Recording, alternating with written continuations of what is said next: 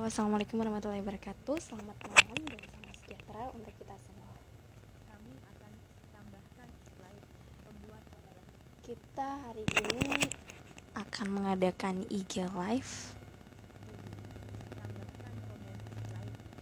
bersama dengan seorang psikolog, Kak Nago Tejena, yang mana nanti kita akan bahas tentang luka pengasuhan di masa kecil. Apa sih yang dimaksud dengan luka pengasuhan di masa kecil gitu ya?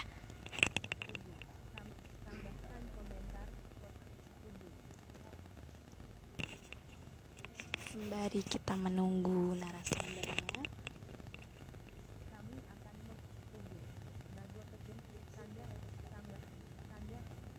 nih Kak Nago bisa kirim permintaan untuk bergabung. Ini ada Ade Jumasih, selamat datang.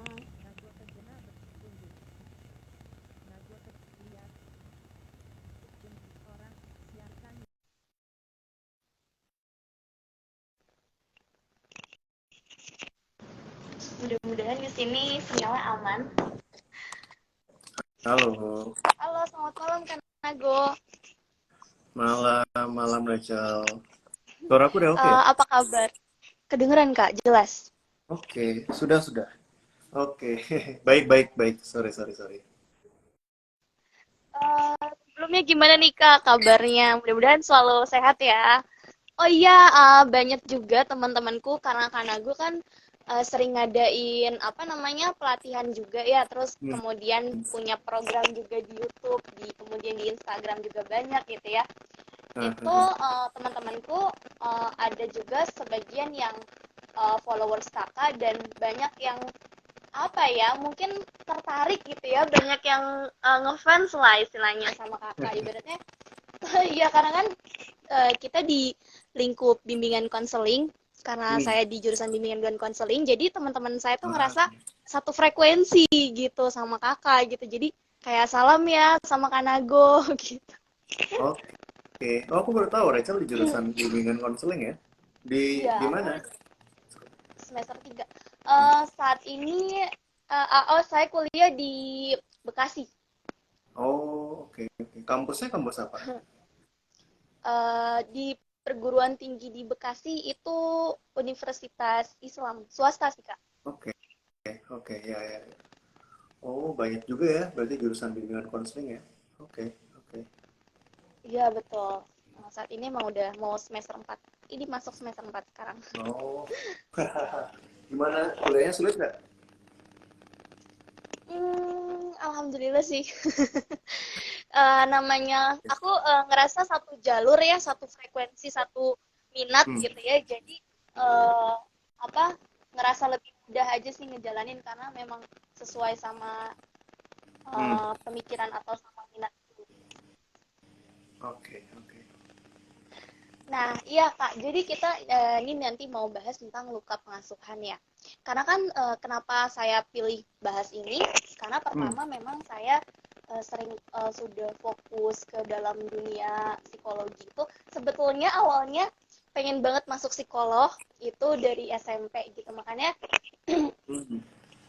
apa banyak baca-baca buku tentang psikologi, kemudian baca-baca buku tentang pendidikan anak, yang mana ada satu pembahasan yang akhirnya membuat saya tuh tertantang gitu, tentang Hmm. luka pengasuhan ya. Kita kan hidup di zaman yang ibaratnya udah bukan zaman penjajahan lagi gitu ya, dimana Iya. dulu pola asuh lebih identik sama ya verbal abuse dan lain-lain sebagainya. Nah kalau untuk kita gambarin dulu ya, kan ada istilah inner child. Aha. Apa sih sebenarnya Kak yang dimaksud dengan inner child gitu? Oke. Mungkin kalau dibilang secara umum, konsepnya adalah segala jenis mungkin permasalahan yang kita miliki ya di saat ini, pasti itu bermulanya di masa lalu gitu. Dan kalau di psikologi kan kita percaya bahwa apa ya, masa-masa yang paling berpengaruh pada perkembangan manusia itulah masa-masa kanak-kanak gitu. Dimana mungkin di golden age sekitar 5 tahun awal atau mungkin 10 tahun awal, di situ merupakan momen-momen dimana apa yang terjadi pada diri kita akan sangat membekas dan itu yang akan terbawa pada saat kita dewasa nanti.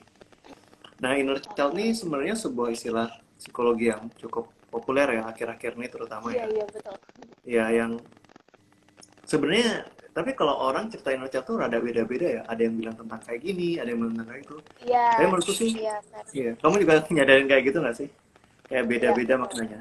Beda-beda. Hmm. Jadi tiap orang memahaminya atau menyampaikannya itu kadang beda-beda, nggak satu orang sama gitu loh. Ya, ya. Kalau aku sih suka menganggapnya kayak gini. Setiap anak itu kan ya, diri kita pada saat anak-anak itu pasti ibaratnya memiliki suatu kebutuhan. Iya, iya, Kebutuhan betul. untuk disayang, kebutuhan untuk Betul. diperhatikan, kebutuhan untuk Yes. didengarkan dan lainnya yang tidak sepenuhnya terpenuhi mungkin pada saat kita kecil. Iya, betul. Sehingga itu masih terbawa. Kecenderungan kita yang masih anak-anak itu kekanakan tuh masih terbawa Iya, sampai di betul, betul. kita dewasa dan itu yang keluar tuh di interaksi kita sehari-hari dengan orang lain. Kayak gitu sih. Oke. Tapi kalau misalnya kita bahas tentang inner child, ada nggak sih dampak, apa sih, bukan dampak ya, tanda-tanda yang mengindikasikan kalau ini kayaknya nih orang ini ada luka nih atau ada pengalaman yang membuat dia terluka di masa kecilnya gitu. Ada nggak ya indikasi seseorang yang bisa mungkin kita bisa pahami lah ibaratnya. Hmm. Kalau indikator, biasanya aku paling mudah melihatnya dari kestabilan emosi ya pertama-tama ya. Kan ada tuh misalkan kalau kita ngobrol sama teman-teman, ada yang kayaknya mungkin kita lagi ngobrol apa, bercanda apa, dia mungkin tersinggung sendiri. Ah, iya, iya, iya, iya, Ya iya, kan? iya. Malah nggak Ada ngejek yang, dia gitu, malah nggak nyinggung dia iya, gitu. iya, Tapi betul, betul. tiba-tiba dia ngerasa diem aja, tiba-tiba langsung diem sendiri. Hmm, betul. Kayak gitu. Tuh, jadi kayak satu mungkin emosinya, satu mungkin perilakunya. Tapi kalau secara umum sih bisa dibilang mungkin banyak hal yang men-trigger dia gitu loh jadinya. Iya, iya. Jadi biasanya hal yang men-trigger itu biasanya tuh berhubungan dengan tanda kutip ya luka inner child yang dulu dia alami Ah, gitu. iya, iya. Gitu. Oke. Berarti secara nggak langsung kayak secara emosi juga akan berpengaruh gitu ya. Nah ini bukan berarti orang-orang yang mudah tersinggungan, gampang baperan juga bukan, nggak sepenuhnya kita bisa salahkan juga karena sikap dia yang seperti itu. Mungkin bisa jadi dia punya pengalaman atau punya masalah yang kita sebenarnya nggak ngerti gitu sumbernya dari mana, entah itu dari orang tuanya kah, dari masa kecilnya kah, dan lain sebagainya. Nah, eh, kalau misalnya Hmm. kan tadi kita udah bahas ya, ya indikasinya dan lain sebagainya. Nah ini pola asuh seperti apa sih yang akhirnya menimbulkan luka inner child? Mungkin kan kita kalau analoginya, oh mungkin yang sifatnya abuse kali ya. Sebetulnya ada Hmm. nggak hal-hal lain gitu ya yang sebenarnya tanpa disadari itu akan menimbulkan luka untuk anak gitu. Oke. Em, yang jelas mungkin yang kita sudah tahu ya secara umum ya abuse itu pasti jelas menimbulkan luka gitu kan ya. Oh, Ibaratnya perilaku yang secara kasar, secara fisik, ya mungkin secara agresif itu juga mungkin menimbulkan luka. Tapi kadang ada perilaku atau mungkin pola seorang tua yang tidak terlihat seperti abusive, tidak terlihat seperti iya, iya, jahat, tapi mungkin bisa menimbulkan luka. Contohnya perfeksionis, orang tua yang iya. perfeksionis gitu kan ya, Oke. kayak punya standar yang tinggi sama anaknya, atau mungkin overprotective. Meskipun itu niatnya baik ya, aku yakin semua orang Kelihatannya tua, baik, iya. iya, orang tua pasti kan pengennya yang baik buat anak kan, nggak mungkin Iya, dia iya, betul, sengaja betul. gitu. Tapi kadang Betul. belum tentu itu nyampainya ke anak kayak gitu. Nah kadang ketika seorang orang tua misalkan mungkin menuntut yang terbaik buat si anak atau mungkin terlalu protektif dan lainnya, kadang tuh bisa membuat anak itu mungkin jadinya apa ya, ada kebutuhannya jadi tidak terpenuhi, jadi mungkin kebutuhan kasih sayangnya, kebutuhan dia untuk bisa diterima dengan kekurangannya, kegagalannya, Iya, betul. kayak gitu sih. Kalau menurut kamu gimana? Iya bener Kak. Karena dari yang saya lihat ya, biasanya kan orang tua itu pengen segala sesuatunya itu tampil baik, dan Hmm, ada orang tua tipenya yang gak mau nih anaknya salah, gak mau anaknya dilihat orang tuh jelek gitu ya. benar. Nah cuma memang kalau dari yang saya bukan saya alami, maksudnya dari yang saya temui, banyak akhirnya anak-anak atau khususnya remaja ya dan sebagainya itu ngerasa kayak orang tua itu terlalu ngatur, Hmm. terlalu menekan dia sampai akhirnya dia jadi ada jarak gitu loh sama orang tuanya yang harusnya kan hubungan orang tua sama anak itu kan harusnya orang tua bisa memberikan rasa nyaman itu, tapi ketika orang tuanya banyak mengkritik, terlalu Hmm. perfeksionis, terlalu melindungi anak dari yang namanya kesalahan, akhirnya tentu Hmm. selain luka ya ada jarak juga gitu. Itu sih Iya, Kak. iya. Dan aku nyadar kadang biasanya orang tuanya bingung nih.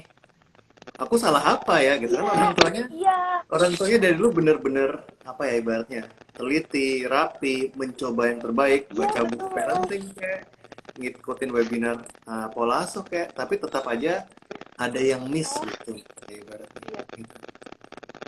Dan biasanya ya dari orang tua sendiri perspektifnya tuh gini, aku Hmm. nggak mau anakku nanti apa kata orang kalau anakku nanti begini, apa kata orang kalau soal penampilan lah contohnya yang paling gampang. Ya, ya.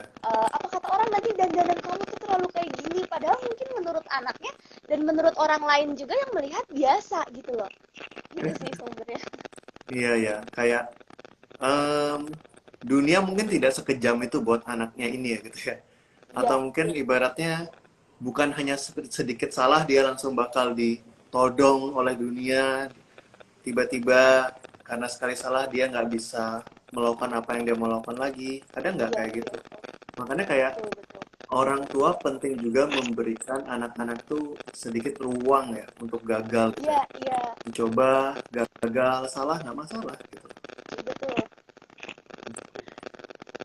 Iya betul. Dan saya rasa kalau di semua ini kritik juga harus yang membangun ya, maksudnya jangan apalagi berhubungannya sama penampilan gitu kayak, kamu jelek banget pakai bajunya kayak gitu ya.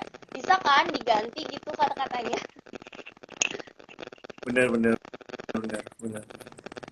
Nah, ada lagi nih Kak yang berpendapat ya, ini mungkin kita ngomongin soal pendapat gitu, pendapat orang tua Hmm. kebanyakan adalah eh, kan di zaman sekarang juga banyak orang tua yang masih memakai pola asuh sifatnya tuh otoriter gitu ya Ya. kepada anak-anak ini gitu dengan alasan kalau misalnya aku tuh pengen anakku tuh nanti bisa mandiri, bisa tangguh, bisa menghadapi hidup yang lebih keras gitu ya. Hmm. Makanya aku harus biasain dia untuk menghadapi dunia yang keras untuk di luar. Aku di dalam rumah harus memperlakukan dia dengan cara yang keras gitu loh supaya dia terbiasa. Itu Ya, benar ya. nggak Kak argumen-argumen begitu tuh? Hmm. Hmm. Oke. Oke, bentar. Rachel, kayaknya kalau mic-nya dinaikin lebih bagus ya. Tadi ini ada suara Oh iya iya iya. gitu. Nah ya, Oke kalau oke. kalau kayak gini hilang noise, tahu nggak tahu mungkin noise belakang kali ya. Iya iya. Ini Noise. soalnya aku pakai handsfree. Oh iya, Nah, gimana nggak nih Kak kalau kasus ya. gimana ya? Ya kalau kayak gitu bagus. Kalau di apa handsfree-nya deketin ke mulut, suara Oke background oke tuh. oke. Oke, nah gini enak. Oke oke. Oke, jadi tadi pertanyaannya tentang orang tua yang otoriter dan Betul. dia melakukan Dengan itu dengan argumen harapan. Mhm. ya, dengan argumen bahwa ingin anaknya itu kuat, mandiri. Nah, sebetulnya argumen seperti ini betul nggak kalau misalnya di dalam dunia psikologi gitu ya. Ketika kita memakai cara itu gitu. Oke, oke. Sebenarnya ada benarnya gitu kan ya. Ibaratnya kan ketika kita berhadapan dengan situasi yang lebih besar dari kita, menakutkan, stressful, itu menantang diri kita untuk ibaratnya menjadi lebih baik atau menjadi lebih kuat gitu kan ya. Iya, Cuma kan betul. itu ada fasenya gitu ya. Nggak dari bayi dari kecil orang tuh harus langsung dilatih biar jadi kuat Iya, gitu ya. iya, iya, iya. Karena Iya, setuju, waktu setuju. kecil tuh kebutuhan utamanya tuh bukan kuat mungkin. Kebutuhan utamanya mungkin aman dulu gitu. Dia merasa bahwa dirinya tuh sosok yang diberikan kasih sayang mungkin. Iya, Dia betul. bukan sosok yang selalu mendapatkan ancaman di sekitarnya mungkin.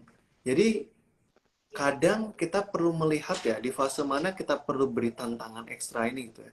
Karena kalau di awal-awal perkembangan kayaknya anak itu lebih butuh aman dulu sebelum dia Iya, tertantang iya, iya. gitu Ke kan. arah situ, heeh. Hmm, Setuju. benar-benar. Iya, betul, betul, betul. Jadi memang masa-masa apalagi kan anak-anak awal ya, di mana misalnya mereka kan memang bener-bener kita nggak bisa memaksakan ini juga kali ya Kak, nggak bisa memaksakan persepsi kita atau menyamaratakan lah bahwa anak tuh kan sebenarnya bukan orang dewasa mini ya. Aku pernah pernah Hmm, dengar tuh istilah-istilah kayak gitu di mana orang tua tidak bisa memaksakan sepenuhnya gitu. benar, benar. Em, kita kan cuma berpikir dengan kepala kita sendiri ya. Kalau kita orang dewasa, kita akan mikir kayak anak itu mungkin bisa memahami logika ini gitu. Padahal kan anak satu otaknya juga belum berkembang secara sempurna gitu kan ya. Belum dewasa. Dia punya kebutuhan yang berbeda sama kita. Mungkin sekarang kita bisa mikir bahwa ancaman ini bagus untuk em, perkembangan diri kita di masa depan gitu. Tapi mungkin anak nggak bisa mikir itu. Anak tuh cuma bisa mikir ancaman ini menakutkan buat dia gitu. Dia cuma mikir untuk saat ini. Dia cuma mikir untuk melindungi dirinya. Dan aku rasa ketika seorang orang tua memberikan tantangan yang berlebihan dengan Iya, dengan betul. alasan untuk ibaratnya melatih anak lebih kuat, ya apa nggak ada cara lain gitu ya untuk melatih anak Iya, lebih iya, kuat iya, iya, gitu. setuju, setuju. Setuju. Gitu. Dan nggak mesti dengan pakai cara yang sifatnya tadi ya. Mungkin anak bisa diajarkan bagaimana survive, tapi orang tua nggak perlu memakai cara yang tadi tuh kayak misalnya verbal abuse atau sifatnya karakter pembentukan karakter gitu ya dan lain sebagainya gitu. Benar, Nah benar. ini nih Kak ada yang komen, Kak aku lagi drop banget nih. Hmm, Kenapa ya kalau misalnya ngedenger inner child tuh langsung ke trigger gitu. Nah kenapa sih Kak kita itu misalnya punya masalah inner child gitu. Terus hmm, ketika misalnya mendengar satu kata aja deh tentang inner child itu hmm, langsung bisa jadi memorinya hmm. mungkin kembali lagi nih ke masa dulu. Nah itu kenapa ya Kak? Ada yang tanya nih Kak. Oke, oke, oke. Jadi gini, masalah itu pasti tidak menyenangkan dan pasti menimbulkan perasaan yang tidak nyaman. Karenanya, Betul. kadang kita lebih memilih untuk menutup tuh, kayak menutup di balik selimut, menutup di balik layar, masalah-masalah yang pernah ada di hidup kita gitu. Terutama mungkin yang masa kecil ya. Apalagi kalau kita punya pengalaman yang tidak mengenakan di masa kecil, trauma, atau mungkin ya, mungkin kita bisa bilang masa kecil kita kurang begitu nyaman ataupun bahagia gitu ya. Jadi ketika muncul bahasan-bahasan tentang child, bahasan-bahasan tentang keluarga, bahasan-bahasan tentang anak dan orang tua, bahasan itu mengasosiasikan dengan diri kita, dengan pengalaman kita dulu. Mengingatkan kita bahwa ada rasa frustrasi waktu itu, ada kebutuhan yang tidak terpenuhi saat itu, ada masalah-masalah atau isu-isu yang belum selesai. Sehingga ya bawaannya mungkin nggak nyaman atau sedih gitu.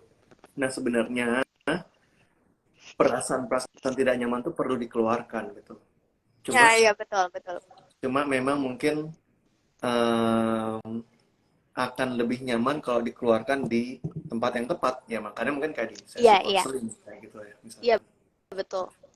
Dan ini ya, untuk orang-orang yang mungkin sedang mengalami perasaan yang ke-trigger gitu ya, kita Hmm, tuh jangan juga sembarangan curhat gitu, karena boleh jadi ketika kita curhat kepada orang yang salah, entah itu teman, orang lain yang memang bukan ahlinya, kadang tuh suka ada judge yang akhirnya membuat kita tuh tambah down lagi gitu. bener-bener. Karena kan Heeh. apa ya? Kalau orang yang belum terlatih gitu ya di dalam skill secara konseling akan sangat rentan untuk menumpahkan perspektifnya sendiri dalam kasus itu. Padahal mungkin mungkin sebenarnya dia memang tidak ada usaha untuk menjudge ya ataupun Iya, betul, menyerang betul. gitu. Tapi kadang dengan dia memberikan pengalaman dia sendiri, perspektif dia sendiri, kadang Iya, itu iya. bisa menimbulkan kesan judgment gitu. Betul, Gitu. betul, betul. Betul, karena balik lagi persepsi orang itu Hmm, berbeda-beda dan kita nggak bisa satu samakan. Oh, kamu tuh harusnya kayak gini, kamu tuh harusnya bisa melupakan ya, nggak semudah itu ya kita melupakan satu permasalahan, apalagi mungkin lukanya juga sudah sangat-sangat dalam gitu. Nah, tapi bicara masalah kan kakak bilang ya, untuk bisa membuat anak bisa lebih baik itu tidak perlu dengan cara yang tadi teriak atau kebanyakan orang tua mungkin kalau cara instannya sering mengancam anak, menakut-nakuti, memakai hukuman fisik supaya akhirnya anak tuh jadi jerak gitu. Nah, sebetulnya ada nggak cara-cara yang lebih baik yang selain tadi kita bahas untuk Hmm, bisa ibaratnya kita tuh bisa bukan memperbaiki ya, maksudnya mungkin ada saat-saatnya anak juga perlu untuk kamu tuh ya. ada yang salah loh gitu, maksudnya apa yang kamu lakukan itu salah loh. Nah, itu gimana tuh, Kak? Hmm, oke.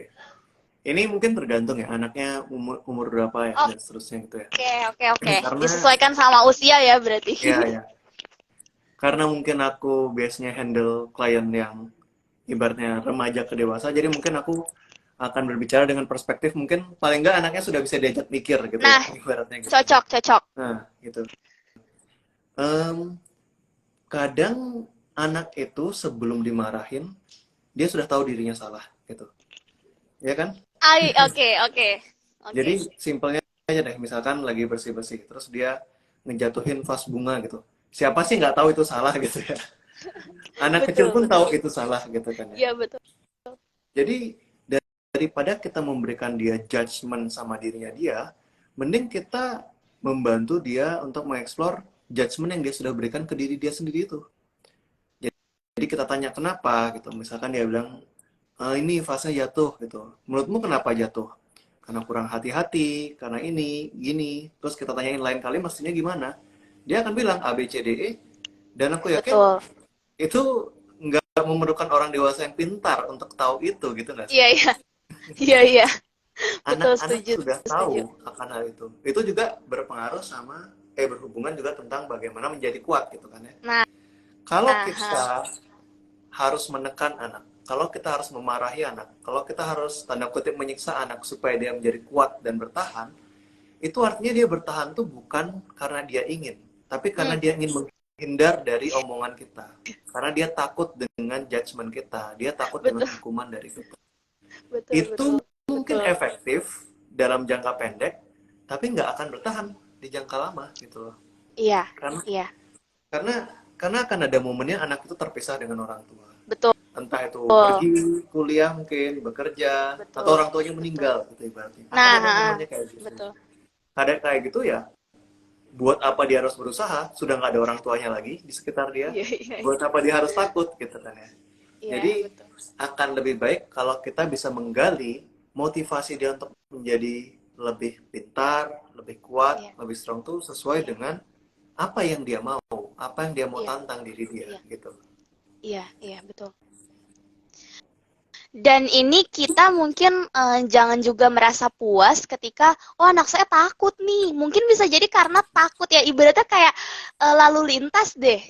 Nah, Polisi nggak ada, kita berani tuh kan ngelanggar, ya, misalnya entah nggak pakai helm. Karena apa? Karena takut. Bukan hmm, karena kesadaran sendiri sebetulnya gitu. bener, bener. Karena takut dan ya itu bukan motivasi yang perlu dibanggakan gitu loh ibaratnya.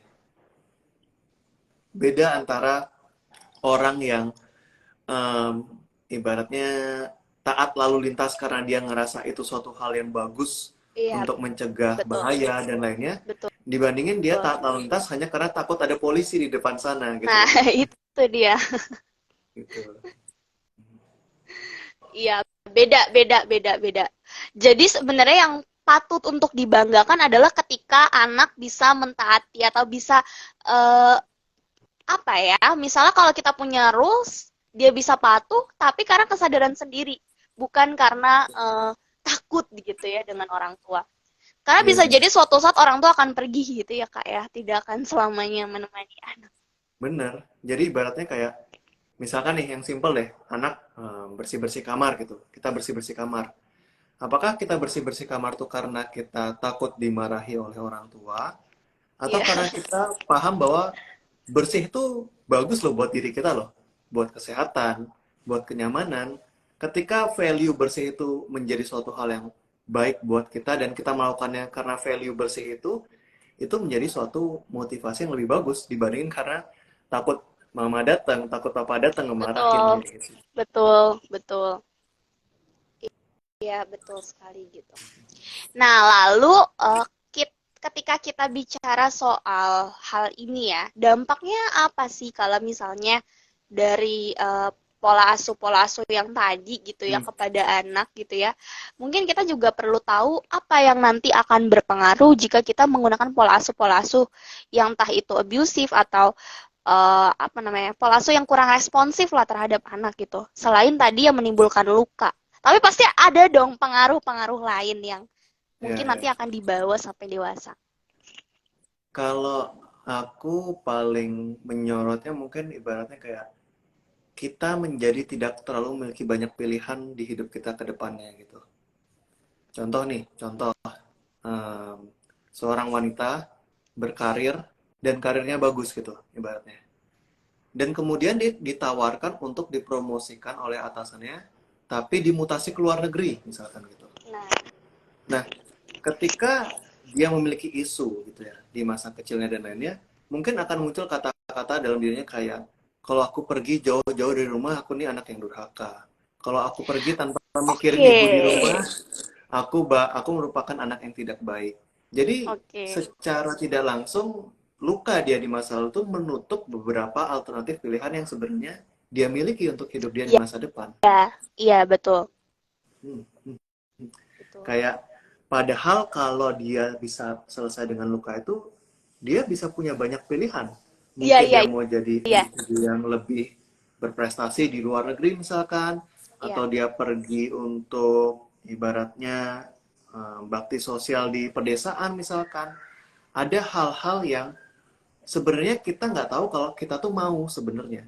Tapi karena ada luka di masa lalu, seakan-akan pilihan itu sudah ditutup gitu. Dan kita nggak berani menyentuhnya. Kebayang nggak kira-kira? bayang, bayang. Jadi intinya tuh mungkin gini ya Kak, anak mungkin akan tumbuh menjadi pribadi yang seharusnya dia tuh punya banyak kesempatan yang dia ambil, Hmm, tapi jadi terkurung gitu ya. betul, betul. Ini berpengaruh dalam berbagai aspek ya. Misalkan rasa percaya diri juga gitu kan ya. Ketika misalkan dulu kita sebagai anak itu kita sering di judge secara berlebihan oleh orang tua, bahkan mungkin sampai muncul kata-kata yang merusak self esteem kita. Kita ngerasa bahwa kita merupakan pribadi yang bodoh, mungkin kita merupakan Betul. pribadi yang Nah, ini ada nih. nggak betah bekerja, mungkin kita merupakan Iya. pribadi yang nggak bisa achieve banyak hal.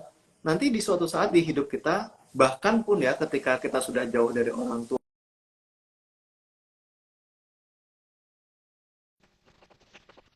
bukan diri kita gitu loh.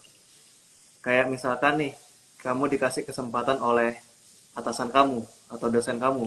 Kamu pengen coba ini nggak gitu. Tapi karena Iya. ada rasa keraguan dalam diri ini yang disebabkan oleh luka-luka di pengasuhan masa kecil tuh, membuat kita nggak berani ngambil satu step ekstra untuk memenuhi potensi diri kita. Iya, betul. Iya, betul. Jadi selalu perasaan selalu merasa takut disalahkan, kemudian Hmm. itu kerap kali menghantui dan tentu saya yakin sebagai orang tua nggak akan mau anaknya tumbuh dalam perasaan yang keraguan-raguan. Karena banyak sih Kak, apalagi kayak zaman sekarang nih, padahal sebenarnya dia mampu ya, menurut aku dia mampu Ya. gitu. Tapi takutnya tuh banyak gitu, bahkan melebihi kemampuannya dia gitu. Yang menurut saya tuh sebenarnya kamu tuh sebenarnya bisa loh, kamu punya skill. Kenapa kamu selalu terkurung dalam perasaan, aduh nanti kata orang apa ya, nanti begini, nanti begini. Jadi cemasnya tuh banyak gitu. Hmm. Hmm. Iya, iya. Sementara di satu sisi, ini kadang aku ngasih contoh agak jelek sih, tapi ya nggak apa-apa ya. Banyak kok teman kita yang lebih, tanda kutip lebih bodoh, tapi berani-berani aja dia maju gitu loh. Iya, iya, iya, betul. Dia nggak baca apa, Nah, dia itu nggak belajar makanya. apa, dia pede maju di depan tuh. Sementara kita yang sudah siap-siap malah ragu-ragu di belakang gitu loh. Iya, bener-bener bener. Dan apa namanya? Bahkan orang-orang yang seperti itu jauh lebih percaya diri ya. Padahal sebenarnya kita punya kemampuan gitu. Tapi Benar. rasa cemasnya tuh melebihi dari yang seharusnya gitu. Memikirkan apa kata orang, nanti tanggapan orang. Yang paling ngaruh adalah anak akan tumbuh jadi anak yang takut banget sama yang namanya penilaian. Gitu sih Kak, yang paling Hmm, kerasa. benar-benar. Itu Takut dianggap eh, jelek.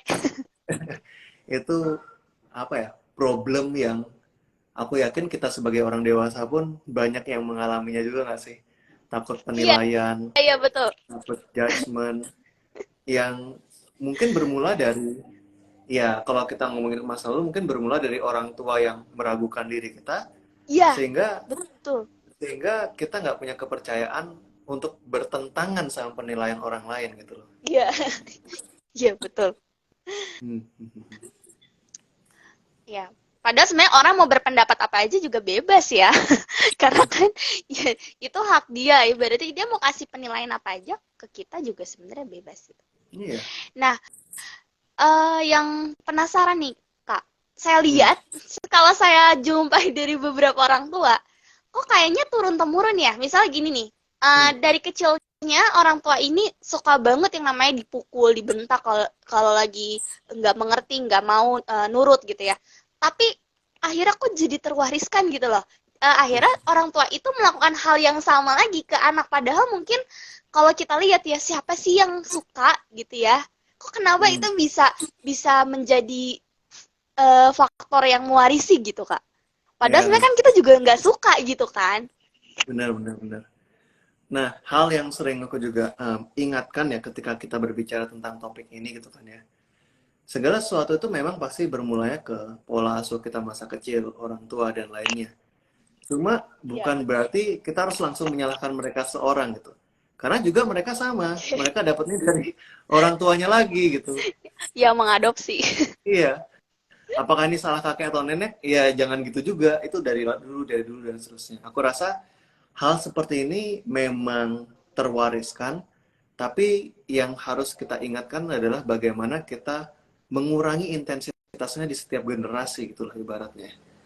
Jadi misalkan nih ada klien-klienku yang aware sama problem ini gitu, Heeh. bahwa apa yang dia terima itu merupakan dari orang tuanya dan mungkin orang tuanya pun bahkan menerima dari kakek neneknya gitu.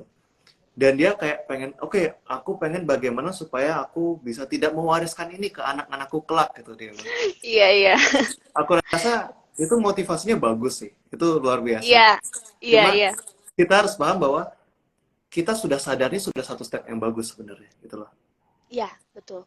Betul. Mungkin akan menjadi beban kalau kita nanti misalkan punya anak, terus berusaha untuk tidak mewariskan itu ke anak 100% dan bisa menjadi orang tua ideal gitu.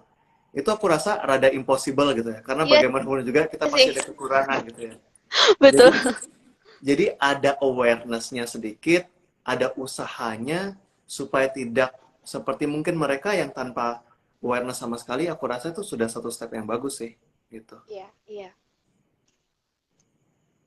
Iya, betul. Intinya yang pertama itu adalah awareness dan kalau kita punya niat kayak gini nih, itu Hmm, salah satu langkah awal untuk tidak terwariskan lagi ke generasi berikutnya. Nah, betul. tapi kan Kak, sebenarnya kalau mau saya explore nih, nggak hanya cukup dengan awareness ya. Kadang kan kita kalau juga yang namanya kita lagi emosi atau dan lain sebagainya itu pasti akan kejadian juga gitu. Walaupun seberapa keras keinginan kita untuk nggak akan pernah mengulangi apa yang sudah saya dapatkan. Apalagi sih yang perlu dilakukan oleh orang tua selain oke, aku mau berubah nih. Hmm, Aku nggak mau kayak gini gitu. oke. Em, aku pernah bilang kayak salah satu cara terbaik, bukan, salah satu hal yang bisa orang tua lakukan untuk menjadi orang tua yang baik adalah menjadi individu yang baik dulu, gitu. Jadi Oke, jangan mikirin peran kita sebagai orang tua dulu. Karena kalau kita oke. mikirin peran kita sebagai orang tua sudah banyak ekspektasi, sudah banyak beban dan lainnya. Kita selesaikan dulu isu kita sendiri. Jadi nggak usah mikir kayak bagaimana gue bisa menjadi orang tua yang baik buat anak gitu. Em, Kalau ke psikolog misalkan ibaratnya, pikirin aja isu kita sendiri dulu. Apa yang masih tidak kita puas dengan diri kita, apa yang masih Iya, mengganjal. iya, Karena kalau orang iya. tua happy, itu juga akan berpengaruh ke anaknya gitu. Jadi, Nah, setuju. em, jadi banyak yang mikir kayak, apa saya egois ya? Kalau kayak saya ke psikolog Iya, cuma untuk mikirin diri saya sendiri, bukan untuk bagaimana supaya saya iya, mengasuh anak dengan baik. iya. Itu semua tidak bertolak belakang. Kita menjadi individu yang lebih happy akan langsung juga berpengaruh ke mungkin pola asuh Kan, yang lebih iya, efektif gitu. iya betul. Iya betul. Karena saya juga di bimbingan konseling sering dibilang sama dosen kalau sebelum kamu terjun ke orang lain, kamu Hmm. selesain dulu problematika yang ada di diri kamu. Karena kita nggak akan bisa tuh memberikan inner-inner yang positif gitu ya kalau kita sendiri masih terlibat aktif sama perasaan-perasaan yang tadi tuh, misalnya merasa bersalah atau masalah-masalah kita sendiri sebenarnya masih belum selesai. Ya, benar-benar. Karena kuncinya menjadi seorang konselor atau terapis itulah, nah ini kalau terutama pakai pendekatan konseling ya, yang humanistik ya, Iya, itulah tentang bagaimana kita bisa menjadi vessel atau wadah gitu ya ibaratnya. iya Wadah betul. yang kosong yang bisa membantu orang untuk membuka permasalahan dia dan memfasilitasinya untuk perkembangan pribadi dia sendiri kayak gitu. Iya, terutama anak-anak ya. Dan menurut saya, walaupun kita sudah belajar, kadang ya Kak, namanya kan orang tua nih, misal paham, Nah, bener, paham. Kalau misalnya udah baca buku parenting, terus juga mhm. udah kerap kali mendengarkan seminar, paham. Tapi mungkin merasa, kok prakteknya susah banget ya. Pasti akan keulang lagi gitu. Nah, Hmm. apakah itu juga berhubungan bahwa orang tua masih memiliki masalah yang belum selesai dengan dirinya gitu? Itu loh yang saya Ya, penasaran.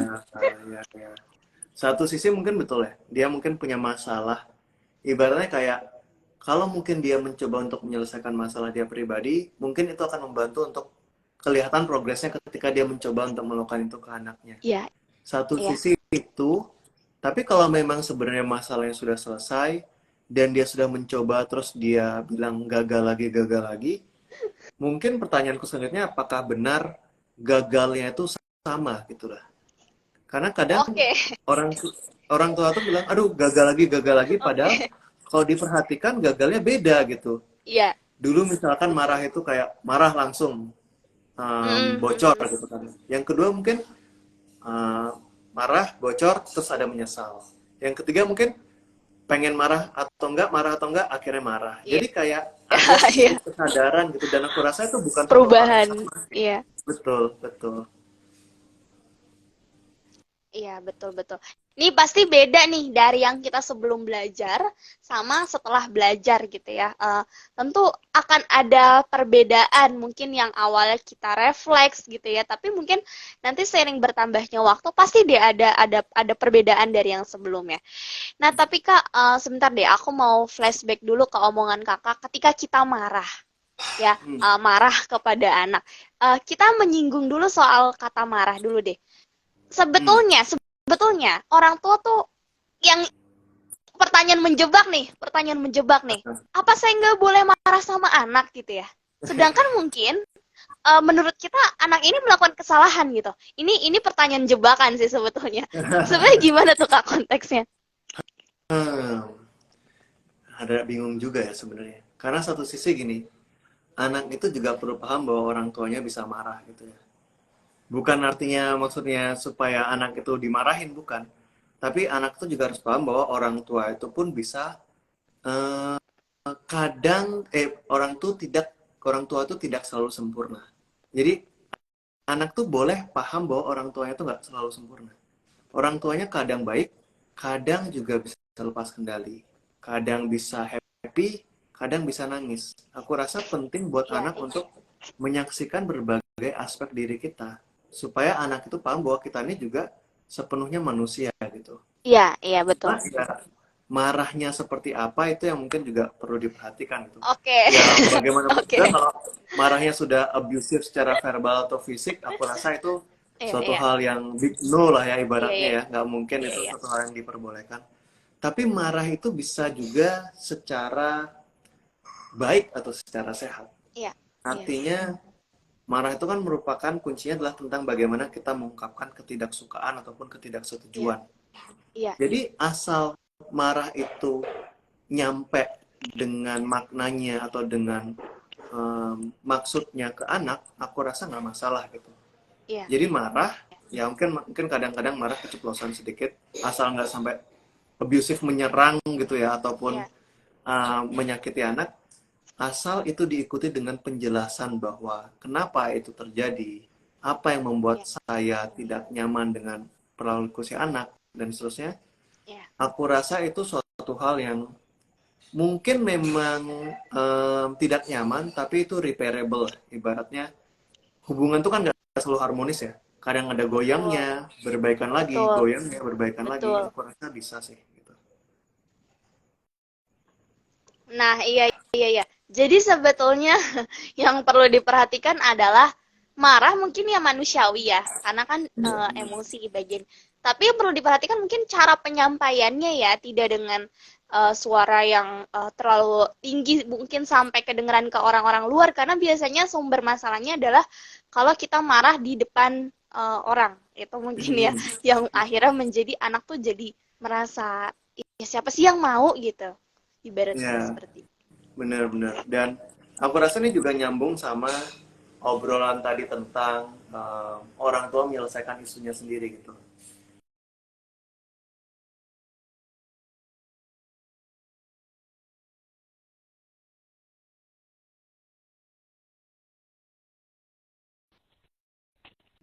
Tapi ada nggak sih Kak yang perlu orang tua lakukan bila memang kan mungkin banyak yang mengeluhkan kayak gini, ya saya sudah terlanjur nih anak saya sudah mungkin merasakan bahwa pola asuh yang selama ini dipakai mungkin kurang tepat ya, sudah merasakan itu dan anaknya sudah keburu remaja, sudah keburu dewasa gitu. Hmm, hmm. Apa tuh yang harus pertama kali orang tua lakukan untuk mengatasi situasi yang demikian gitu? Oke. Kalau si orang tua ini memiliki keberanian, silahkan mungkin mencoba untuk mengakui kesalahan itu Oke, dan oke. menyampaikannya ke anaknya. Ini rada mustahil sih ya. Ini Iya, iya. rada mustahil. Karena Situasinya ini rada ya. rada jarang banget terjadi gitu. Tapi ada aja sih orang tua yang ngerasa kayaknya aku salah dan dia mau mengakui tentang kesalahan itu ke anaknya gitu. Itu suatu hal yang luar biasa sih sebenarnya. Jadi yang pertama terbaik dilakukan mungkin itu.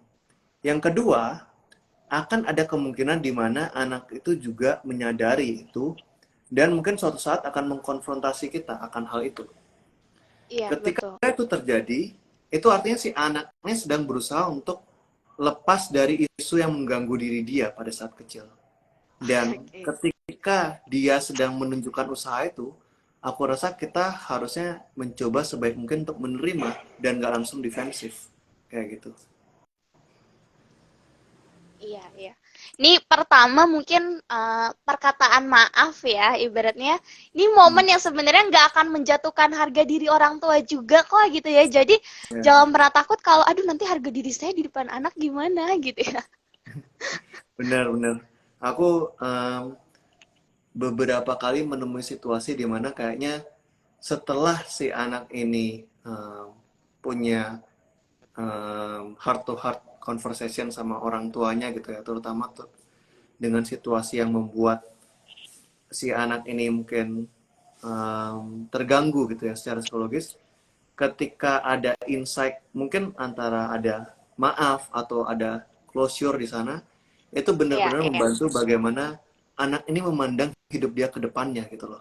betul. Ternyata ibaratnya gini, orang tua yang sulit banget sama kita, yang bermasalah sama kita dari dulu sampai sekarang aja, kadang-kadang pada akhirnya bisa menemukan titik terang ini juga gitu. Ternyata Iya, bisa gitu. iya. Iya, Kalau ini betul. bisa terjadi, apa sih yang nggak bisa gue lakuin di hidup ini gitu loh ibaratnya. Iya, iya, setuju, setuju, setuju. Dan ini nih Kak, satu hal lagi. Kita juga jangan paksa ya. Misalnya nih kayak, maafin Hmm. dong mama gitu ya, maafin dong mama kan orang tua gitu ya. Iya, kita bayangkan aja deh, misalnya kita di dalam posisi mereka, kita disakiti oleh orang lain berkali-kali, dan terus orang lain dengan mudahnya minta maaf dengan cara yang seperti itu, maafin dong aku. Sulit gitu ya.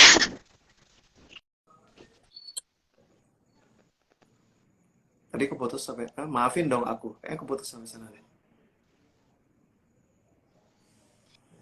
Iya, betul.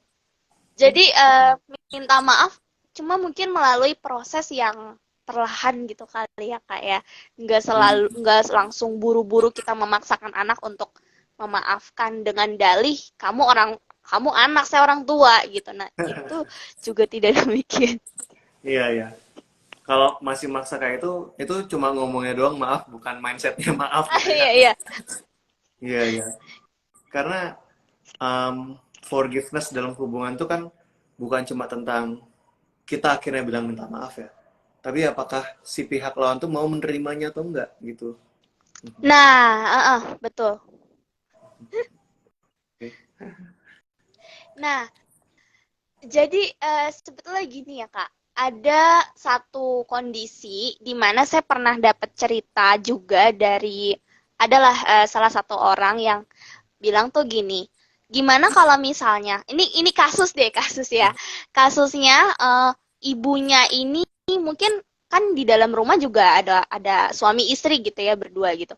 Nah Mhm. dalam kasusnya ini si istrinya nih udah awareness banget nih tentang parenting gitu ya, bahkan sudah menerapkan ini sudah apa sih namanya sudah ya sudah berjalan lah, sudah ibaratnya sudah tahu langkah-langkahnya seperti apa.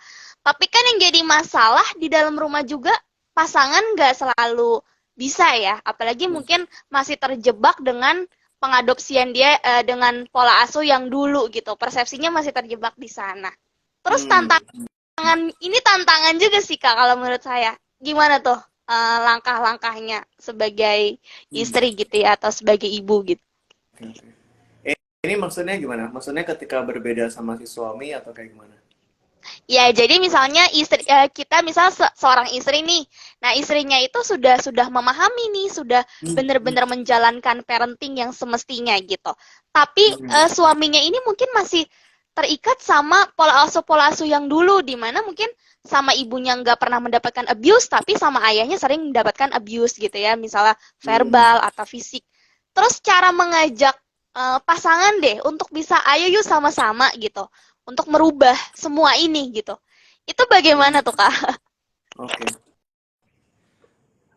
Kadang ada yang lebih em, berbahaya ya tanda kutip ya daripada orang tua yang sekedar abuse gitu ya. Orang tua abuse itu berbahaya gitu kan yang jelas. Tapi kadang yang juga nggak kalah berbahaya adalah ketika orang tua tuh berubah-ubah gitu. Jadi kayak gaya pola asuhnya tuh tidak selalu selaras gitu. Anak akan jadi bingung gitu loh. Kan kalau tadi kita bisa bayangin ya, oke kalau gue buat salah, gue dimarahin. Kalau gue Iya, buat salah, gue dihukum. Memang iya, itu tidak memang itu tidak menyenangkan, tapi at least itu jelas iya, gitu. Nah, iya, iya, iya, iya. kadang ada ketika dua orang tuanya memiliki arah yang berbeda, itu Perbedaan ya. menimbulkan kebingungan gitu ya. Loh, Iya, iya, kemarin iya. kalau menurut si ibu harusnya aku kayak gini boleh dong. Kenapa sekarang tidak boleh kalau menurut si ayah? Itu membuat anak satu aman jelas tidak, ya nyaman jelas tidak. Dua, em, takut dan dihukum jelas juga bukan, tapi anaknya jadi Iya, bingung gitu. Dan bingung ini juga bahaya gitu. iya, Karena ini akan betul. membuat dia kehilangan arah tentang bagaimana dia seharusnya menjalani kehidupan ini gitu. Nah, kalau kayak gitu sejujurnya seharusnya kedua orang tua sih yang harus menimbulkan komunikasi itu sih. Supaya pesannya tuh nyampainya sama ke anak. Itu Iya, yang iya, penting sih menurut. iya. Jadi intinya orang tua mungkin yang sudah lebih awareness ya, sudah memiliki awareness yang tinggi, juga perlu juga mengkomunikasikan ke pasangan gitu ya untuk menciptakan pola asuh yang selaras. Jadi nggak beda Ya, sebelah gitu ya, mungkin gitu ya. benar-benar. Jadi ya, kalau memang ya biasanya ibunya yang lebih aware sama hal itu, ya bagus kalau kita belajar banyak tentang parenting dan lainnya. Tapi aku rasa mungkin kita perlu satu step sedikit mundur. Jangan dulu ngomong tentang parenting, tapi ngomong tentang hubungan antara si suami dan si istri Oke, ini gitu. oke, oke, oke. Jadi kita nggak langsung memaksakan suami untuk ayo dong mas gini gini gini gini gitu ya. Tapi lebih Ya, ke mungkin pendekatannya secara step by step gitu ya kak ya. benar-benar. Dan aku rasa apa ya? Kalau hubungan antara suami dan istrinya cukup baik ya, aku rasa tidak akan muncul perbedaan seperti ini. Atau mungkin kalau muncul pun akan dengan mudah diakomodasi atau diperbaiki gitu ya. Tapi aku Iya rasa betul. ini mungkin juga muncul karena adanya permasalahan juga mungkin kendala dalam hubungan antara si suami dengan istri ini, sehingga kok bisa keluarnya berbeda gitu kan ya. Betul, betul. Nah, ini kan kita bicara dari perspektif orang tua ya yang sudah memiliki anak gitu ya. Nah, Hmm. sekarang nih yang baru calon-calon orang tua gitu ya, atau misalnya yang memang ya belum memiliki anak lah, atau baru Hmm. mau menikah, itu kan tentu juga harus ada hal-hal yang harus dipersiapkan secara lebih kan untuk supaya nanti kita bisa menjadi orang tua yang baik dalam arti kita tidak kembali lagi untuk mengadopsi cara-cara yang sudah kita dapatkan gitu ya. Ibaratnya aku waktu itu pernah dengar statement kakak yang ini yang di IG yang kalau kita punya masalah sama temen itu maksudnya nggak menjadi masalah gitu tapi kalau sama keluarga kita harus berdamai. Nah, itu yang Hmm. kakak pernah bilang tuh. Nah, Iya. terus ngomongin berdamai itu gimana tuh kak? Kalau sebenarnya kita udah terlalu sakit banget, rasanya sakit banget gitu ya. Kalau dari diri kita sendiri. Nah, gimana tuh cara kita supaya bisa berdamai sama si luka itu dulu deh, ibaratnya. Hmm. Oke, oke. Jadi gini, stepnya kan banyak ya. Yang pertama dari tadi yang kita omongin yang jelas aware, ya kan? Yang jelas. Iya, betul. Dari aware selanjutnya adalah mencoba, ya kan? Mencoba setelah